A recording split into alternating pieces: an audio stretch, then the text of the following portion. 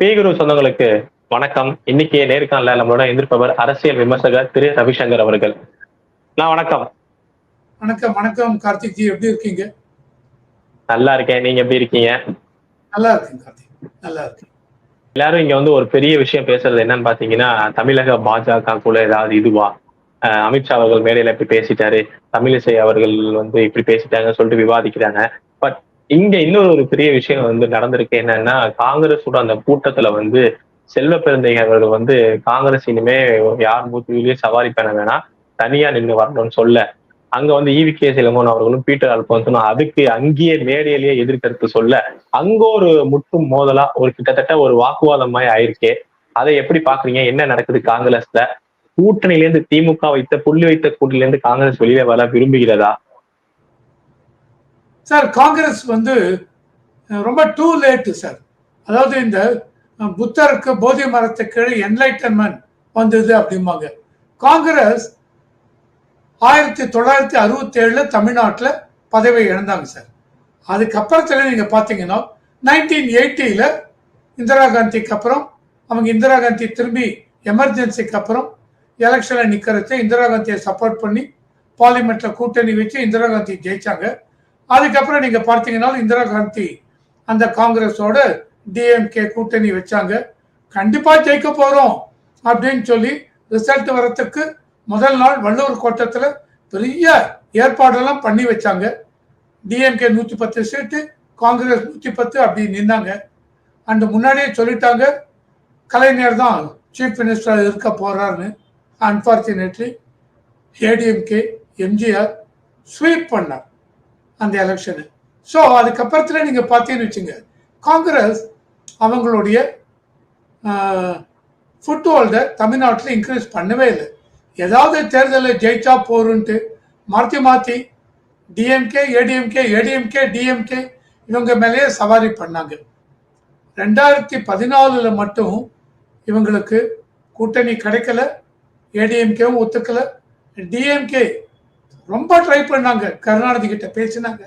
அவர் சொல்லிட்டார் எல்லாம் அவர் ஸ்டாலின் அவர் தான் பார்த்துக்கிறார், நீங்க அவர்கிட்ட பேசுங்கன்னு. சோனியா காந்தி அம்மையாரும் ஸ்டாலின் அவர்கள்கிட்ட பேசினாங்க. ஸ்டாலின் இல்லைங்க எல்லாம் முன்னாடியே முடிஞ்சிருத்துனாங்க. 2014 பார்லிமெண்ட் எலெக்ஷன்ல காங்கிரஸ் தனியா நின்னாங்க, ஒரு சீட்டும் இல்லை. ஸோ அதுக்கப்புறத்தையும் பார்த்தீங்கன்னா மறுபடியும் ஏடிஎம்கே ஒரு டிஎம்கே. காங்கிரஸும் எனக்கு இதுல ஒரு சந்தேகம் வருது ஐயா. என்னன்னா காங்கிரஸ் இப்ப தனியா நிக்கிறாங்க, பிஜேபி இப்ப தனியா நின்று 11% ஓட் பேங்க் இப்ப எடுத்து காமிச்சிருக்காங்க. சப்போஸ் காங்கிரஸும் நின்னா பிஜேபி காங்கிரஸ்ல எது தமிழகத்துல வந்து ஓட்டு சதவீதமா இருக்கட்டும் எது அதிகமா இருக்கும்? கண்டிப்பா டிஎம்கே. பிஜேபி ப்ரூவ் பண்ணிட்டாங்க, தனியா நின்று எலெக்ஷன்ல தனியா நின்று நியர்லி இருக்கிற 23 சீட்டு கான்டெஸ்ட் பண்ணாங்க. 19 பிஜேபி, 4 மற்ற கூட்டணி கட்சி கொடுத்து அவங்களும் பிஜேபி சிம்பல்ல. அந்த 23 சீட்ல பாத்தீங்கன்னா 11.46% தனியா பிஜேபி அலையன்ஸை லீட் பண்ணி ஜெயிச்சிருக்காங்க. அது மட்டும் இல்லாம பிஜேபி நின்ன 19 சீட்ல நீங்க பார்த்தீங்கன்னா ஜெயிச்ச சீட்ல நியர்லி ஒரு 10-12 சீட்டுக்கு மேல 20% மேல 20 சில சீட்டு 32, 33, 35 எடுத்திருக்காங்க பிஜேபி. காங்கிரஸ் இவங்களோட கூட்டணி வச்சிருக்காங்க, டிஎம்கேவோட. டிஎம்கேவோட கூட்டணி வச்சு 10 சீட்டை நம்ம கான்டெஸ்ட் பண்ணாங்க. 10-12 10.78% எடுத்திருக்காங்க. ஆனால் இன்னைக்கும் காங்கிரஸ் தனியா நின்னாங்க. இப்போ செல்வ பெருந்தகை காங்கிரஸ் தலைவர் சொல்றார், எவ்வளவு நாளைக்கு மற்றவங்க துணையோட நிக்கிறது, நம்ம தனியா நிக்கணும் அப்படிங்கிற. நோ, இன்னி தேதிக்கு தனியா நிக்கிறது அப்படின்னா 2026 எலெக்ஷனுக்கு இன்னைக்கே முடிவு பண்ணுங்க. உங்க இதுல அண்ணாமலை மாதிரி ஒரு டைனமிக் பர்சன், அண்ணாமலை நீங்க பாருங்க போற இடமெல்லாம் அப்படி ஒரு கூட்டங்க. 2026 எலெக்ஷன் தமிழ்நாட்டில் it is going to be a very big turning point for BJP. ஆனால் காங்கிரஸ் ஆனா இப்ப எப்படி அண்ணாமலை அவர்கள் வந்து எண்மண் யாத்திரை அப்படின்னு ஆரம்பிச்சாங்களோ, இப்ப காங்கிரஸும் ஒன்று பிளான் பண்ணிருக்காங்க. இங்க நம்மளும் ஆரம்பிப்போம், 234 தொகுதிக்கும் காங்கிரஸும் தனியா வந்து ஒரு யாத்திரை ஆரம்பிப்போம் சொல்லிட்டு அவங்களும் அந்த ரிவைவ் பண்ற மோட்ல போறாங்களே. நீங்க அதான் சார், என்னைக்குமே மக்களை போய் மீட் பண்ணும்பொழுது மக்கள் எந்த அளவுக்கு உங்களை ரிசீவ் பண்றாங்க அது ரொம்ப இம்பார்ட்டன்ட். நீங்க போகும்பொழுது உங்கள ஒருத்தரை யாரு தலைவர் காங்கிரஸ் பார்ட்டி இன்னைக்கு செல்வ பெருந்தொகை, அந்த செல்வ பெருந்தொகை கீழே எல்லாரும் கூட்டு வச்சு எல்லாரும் போக போறீங்களா? அந்த மாதிரி போனுங்க. மக்களுக்கு இவர் தாங்க ஃபேஸ், எங்க ஃபேஸ். நாளைக்கு ஜெயிச்சு வந்தா இவர் தாங்க, இவருக்கு தான் நாங்க ஆட்சி அமைக்க போறோம் இல்ல மேல இருந்து சொல்ல போறாங்களா? அது இருக்கட்டும். பிஜேபியில அப்படிதான் சொல்ல போறாங்க. ஆனா பிஜேபியை பொறுத்த வரைக்கும் இப்ப எலெக்ஷன் முடிஞ்சது, அண்ணாமலை தோற்றுட்டார்.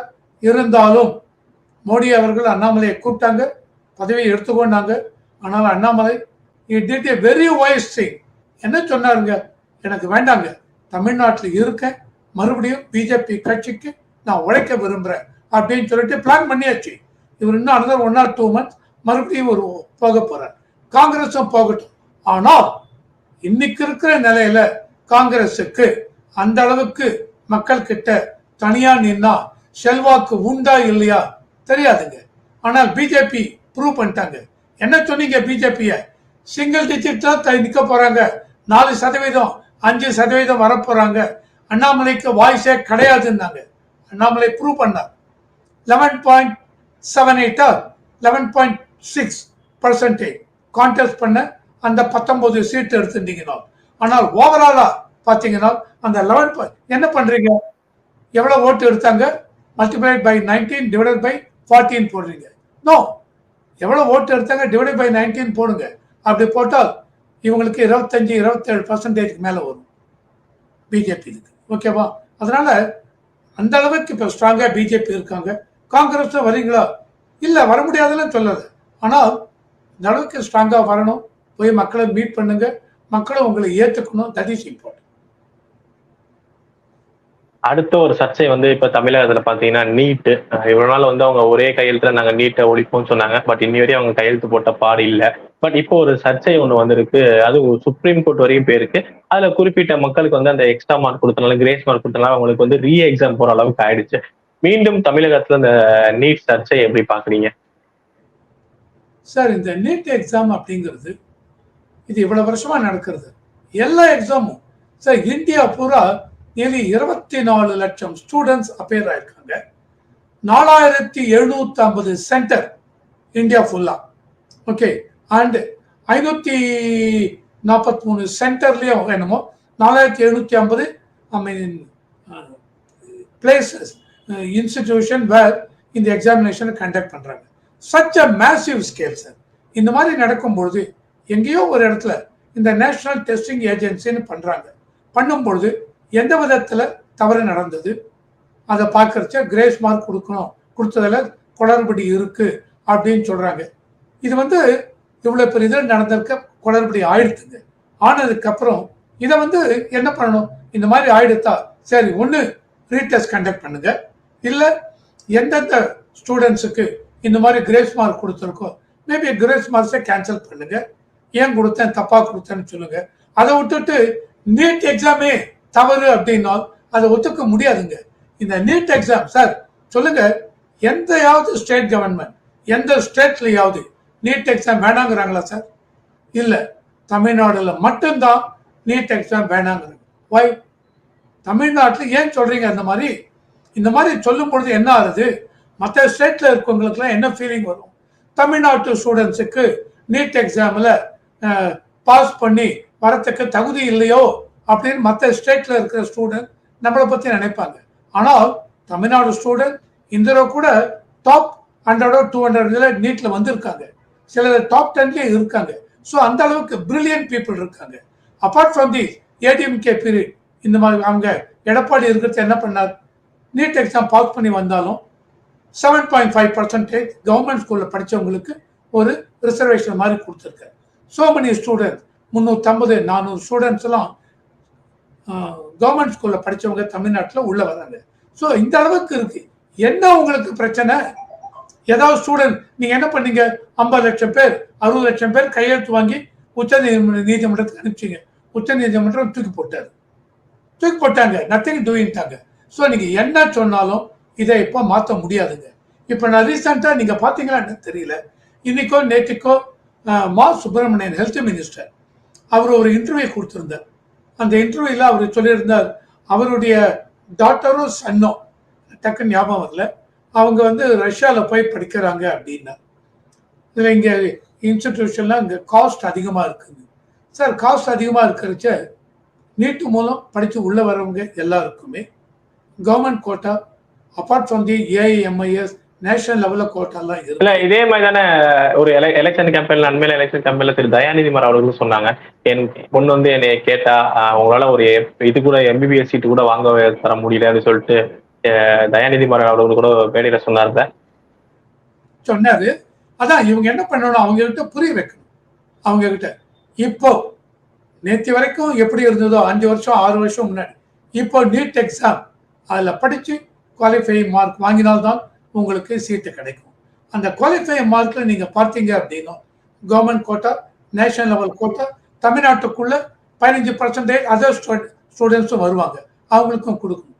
இது போக பிரைவேட் காலேஜஸ் நீங்க போகலாம். அதுக்கும் இந்த நீட்டோட கட் ஆஃப் மார்க் நீங்க எடுத்திருக்கணும். அது எடுத்திருந்தாலும் உள்ள போக முடியும். முத்தியிலே எப்படின்னா +2 மார்க் வச்சு உள்ள போனீங்க. அந்த மாதிரி போகும்பொழுது நிறைய இதுல ஸ்டூடெண்ட்ஸ்க்கு கிடைக்கல. அவங்க எல்லாமே எக்கச்சக்கமா பணம் கட்ட வேண்டி இருந்தது. ஆனால் இப்போ அப்படி பார்த்தீங்கன்னு வச்சுங்க, சோ மெனி ஸ்டூடெண்ட்ஸ் உள்ள வந்திருக்காங்க. +2ல பாஸ் பண்ணிருப்பாங்க.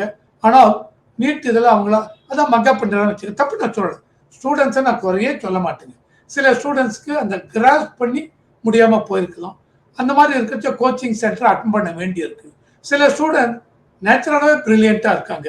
ஆனால் +2ல கம்மியா மார்க் வாங்கியிருப்பாங்க. ஆனால் இவங்க நீட்ல குவாலிஃபை மார்க் 720 700 கூட எடுக்கிறாங்க. ஆனால் +2 மார்க் பார்த்தா 60 65 வாங்கியிருப்பாங்க. ஆனால் அவங்க நீட்ல எக்ஸலண்டா பண்ணிருப்பாங்க.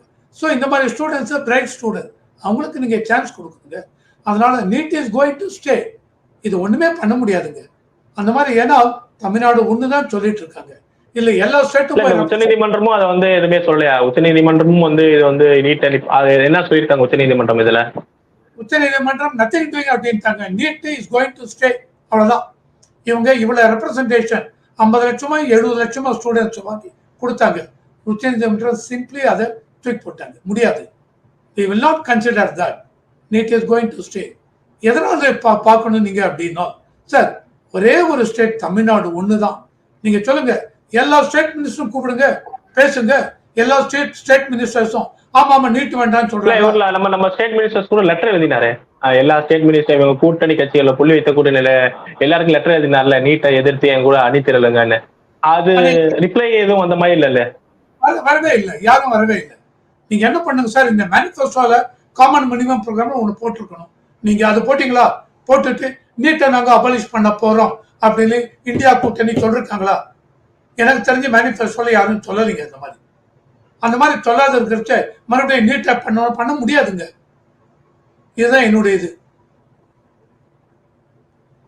அடுத்தது இப்ப பார்த்தோம்னா அண்மையில இங்க வந்து போர்ட்போலியோவே எந்தெந்த அமைச்சர்கள் யார் யாரு அப்படின்னு சொல்லிட்டு போயிட்டு இருக்கப்ப தெலுங்கானால, உத்தரப்பிரதேசல, ஏன் டெல்லியில ஆம் ஆத்மி ஆபீஸ்ல வந்து பாத்தீங்கன்னா பெண்கள் படை, குறிப்பா இஸ்லாமிய சகோதரிகள் வந்து அந்த கார்டு வந்து எலெக்ஷன் டைம்ல அந்த கட்சிக்காரங்க ஏதோ கார்டு கொடுத்ததை எடுத்துட்டு வந்து குவியறதை பார்த்தோம்.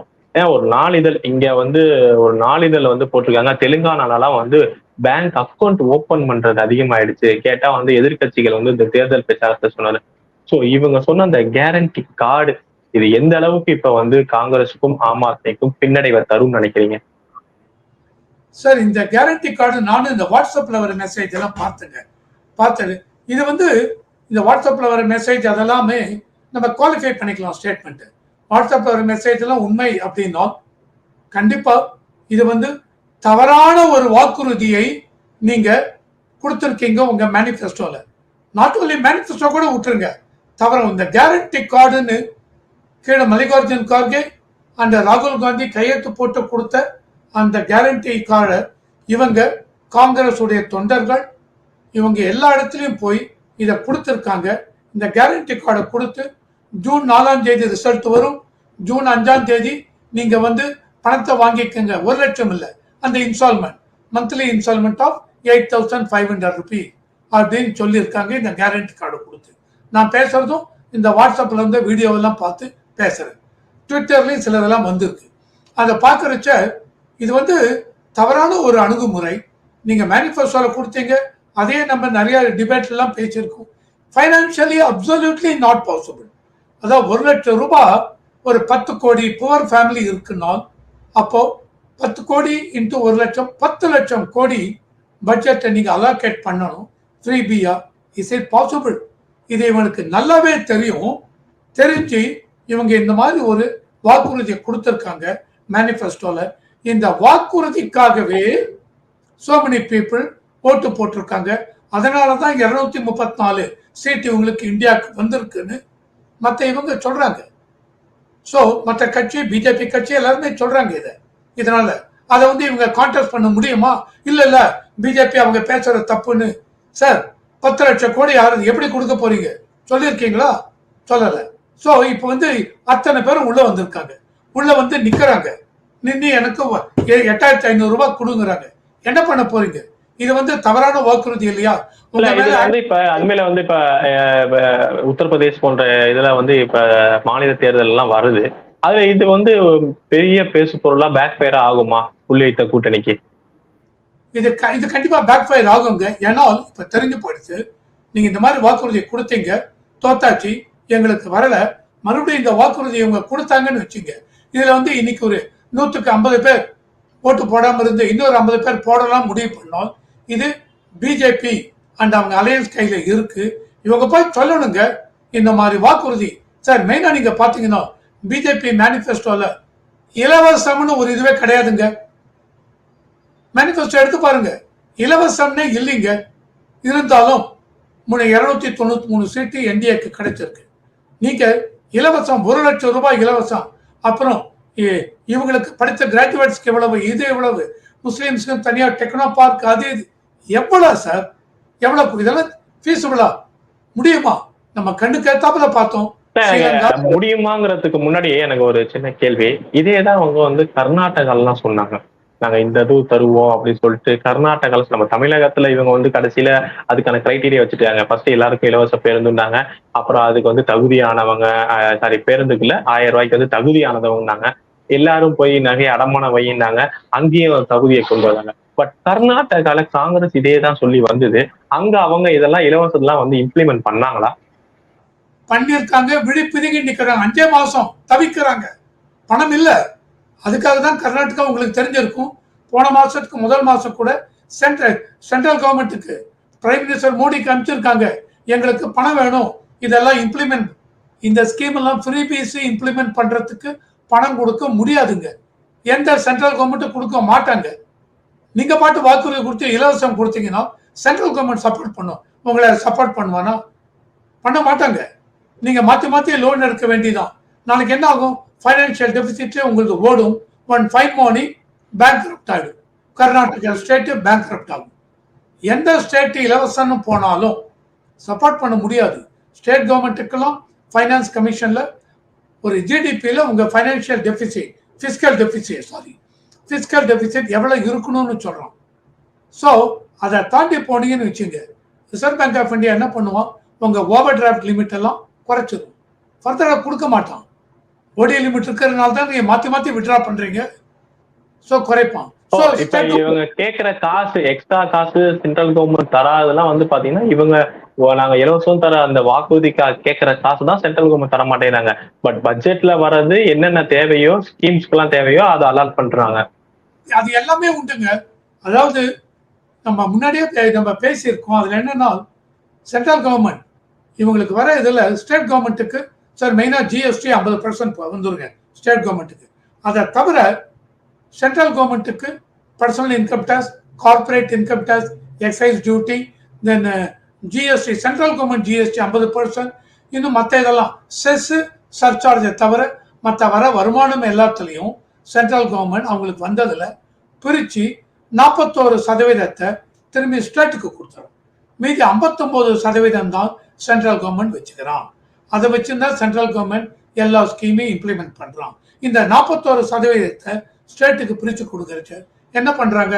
ஃபைனான்ஸ் கமிஷன் என்ன சொல்லியிருக்கானோ அதை பேஸ் பண்ணி ஒவ்வொரு ஸ்டேட்டுக்கும் எவ்வளவு கொடுக்கலாம். அந்த மாதிரி கொடுக்கும் பொழுது இந்த ஹாரிசான்டல் டெவல்யூஷன் ஃபேக்டர்ஸ் வச்சிருக்காங்க.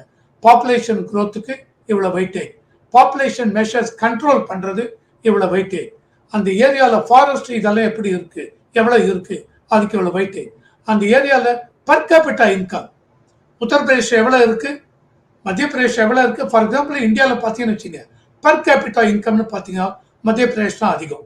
ஸோ அதை பார்க்குறச்ச மத்திய பிரதேசத்தை ஸ்டாண்டர்டாக வச்சுட்டு மத்திய பிரதேசம் தமிழ்நாட்டுக்கும் எவ்வளோ வித்தியாசம், மத்திய பிரதேசம் உத்தரப்பிரதேசுக்கும் எவ்வளோ வித்தியாசம், இதுக்கு ஒரு வெயிட்டேஜ் கொடுக்குறோம். இந்த வெயிட்டேஜ் எல்லாம் பேஸ் பண்ணி ஒவ்வொரு ஸ்டேட்டுக்கும் தமிழ்நாடுக்கா உனக்கு 4.75, கர்நாடகாக்கா 4.95, உத்தரப்பிரதேசத்துக்கா 12.7%, மத்திய பிரதேசத்துக்கு 9 something, வெஸ்ட் பெங்காலுக்கு 8 அப்படின்னு கொடுக்குறோம்.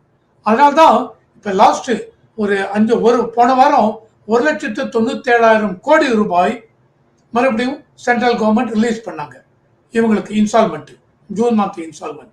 அதில் பார்த்தீங்கன்னு வச்சுங்க எல்லா ஸ்டேட்டுக்கும் கொடுத்துருக்காங்க.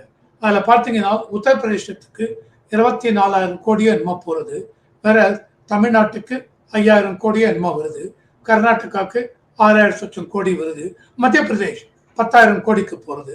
எதனால? Due to financial commission recommend பண்ணதில்லை.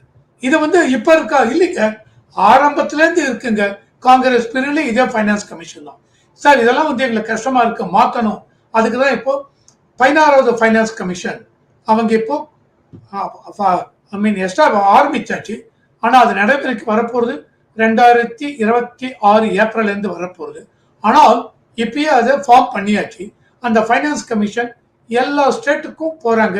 உங்களுடைய குறைபாடுகள் என்னென்ன, என்ன பண்ணணும், இந்த டெவல்யூஷன் தான் ஃபண்ட்ஸை எப்படி பிரிச்சு கொடுக்கறது, அதெல்லாம் உங்க எல்லாருக்குமே பிரச்சனை இருக்கு. ரெப்ரசன்ட் பண்ணுங்க, 16வது ஃபைனான்ஸ் கமிஷன் ரெப்ரசன்ட் பண்ணுங்க. என்ன இது சொல்லுவாங்கன்னா இந்த டெவல்யூஷன் ஈக்குட்டபிள் பேசிஸ், அதில் தான் பிரிச்சு கொடுக்குறாங்க. What you mean by equitable basis? அதாவது யாருக்கு இல்லையோ அவனுக்கு கொடுக்கணும், யாருக்கு அதிகமா இருக்கோ அவனுக்கு குறைச்சு கொடு, இல்லாதவனுக்கு அதிகமா கொடு. இதை தாங்க நீங்க சொன்னீங்கல்ல மேனிஃபெஸ்டோல, எக்கனாமிக் வெல்த் டிஸ்ட்ரிபியூஷன். நீங்க அப்ப என்ன சொன்னீங்க?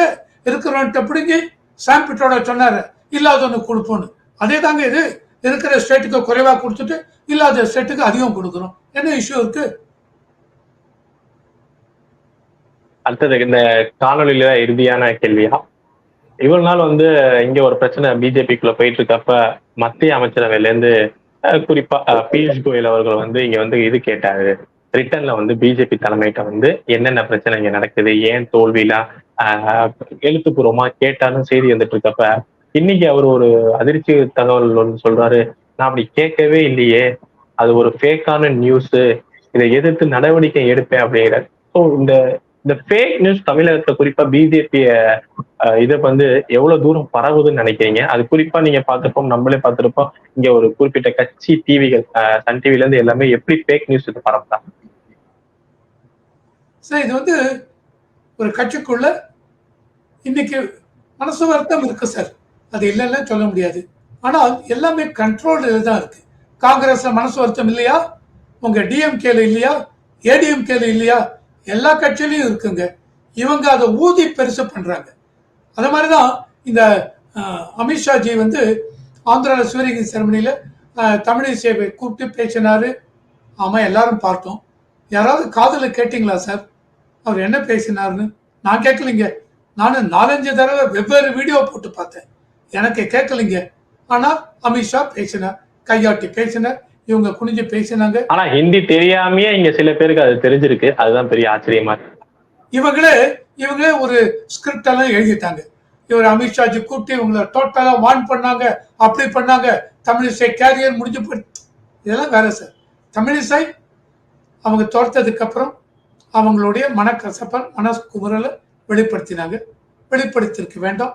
சீசன்டு பாலிட்டிஷியன், பெரிய பிஜேபியில தலைவரா இருந்தவங்க, கவர்னரா இருந்தாங்க. நடந்து போயிடுச்சு, தோல்வி அடைஞ்சிருக்கு.